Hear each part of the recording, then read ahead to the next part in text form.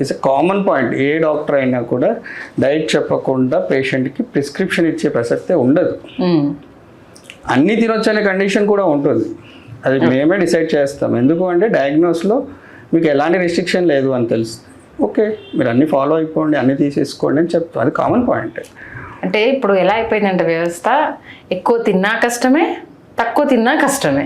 ఎలా తినాలో తెలియకపోవడం పెద్ద సమస్య అవుతుంది. ఓకే, అంటే ఎలా తినాలంటే ఎదుటి వాళ్ళలాగా తినకూడదు ఫస్ట్. ఓకే, ఎదుటి వాళ్ళు, మేము ఒక విషయం చెప్తాను. Aged persons more than 50 years 60 years వాళ్ళు వస్తారు, జాయింట్ పెయిన్స్ అని వస్తారు. అండ్ నాకు ఫస్ట్ చెప్పేది ఏంటంటే, నేను మార్నింగ్ లేవగానే మా ఫ్రెండ్స్తో కలిసి వాకింగ్ వెళ్తాను సార్. పార్క్లో ఒక 3 to 4 kilometers నడుస్తానండి. మీ ఫ్రెండ్స్ నడిస్తే 4 kilometers నువ్వు నడవాలని ఏం లేదు కదా. అంతే కదా.